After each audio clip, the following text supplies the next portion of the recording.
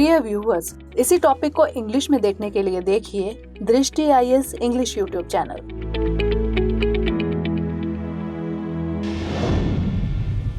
नमस्कार, दृष्टि IAS के टू द पॉइंट प्रोग्राम में आपका स्वागत है।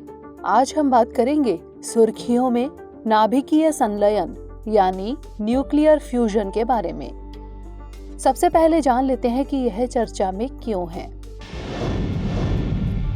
हाल ही में कैलिफोर्निया के लॉरेंस लिवरमोर नेशनल लेबोरेटरी ने अपनी राष्ट्रीय इग्निशन सुविधा में किए गए एक प्रयोग द्वारा परमाणु संलयन यानी न्यूक्लियर फ्यूजन अनुसंधान में सफलता हासिल की है।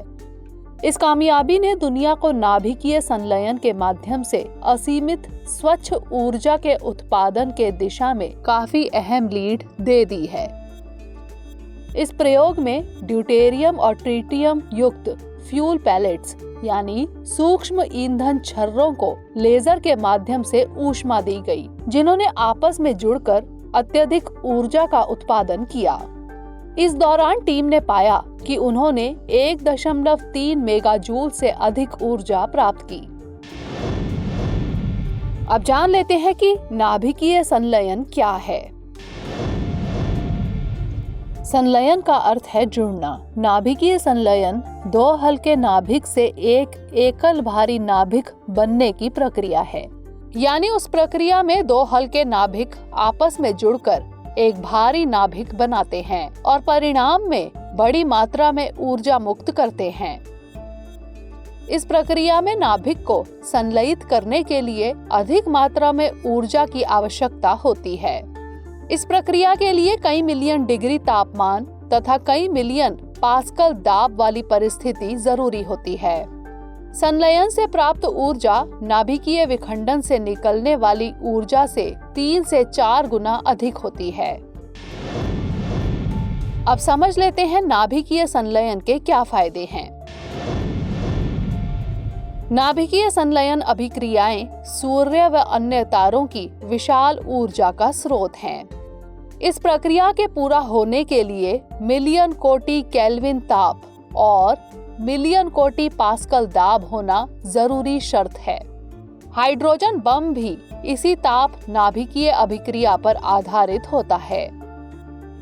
संलयन की यह शक्ति भविष्य की पीढ़ियों के लिए ऊर्जा के अटूट स्रोत की संभावना भी प्रदान करती है। अन्य फायदों में संसाधनों की अटूटता, अंतर्निहित सुरक्षा, लंबे समय तक रहने वाले रेडियोधर्मी अपशिष्ट और CO2 का नगण्य उत्सर्जन शामिल है। आइए अब जान लेते हैं इसके प्रयोग के बारे में। प्रयोगकर्ताओं ने फ्यूल पैलेट्स पर ऊष्मा उत्सर्जन के लिए लेजर ऊर्जा प्रवाहित की और सूर्य के केंद्र के समान परिस्थितियों में उन पर दबाव डाला। इसने संलयन अभिक्रिया को ट्रिगर किया। इस अभिक्रिया से धनात्मक आवेश वाले अल्फा कण उत्सर्जित हुए, जिन्होंने अपने आसपास के प्लाज्मा को ऊष्मित किया। प्लाज्मा पदार्थ की चौथी अवस्था को कहा जाता है।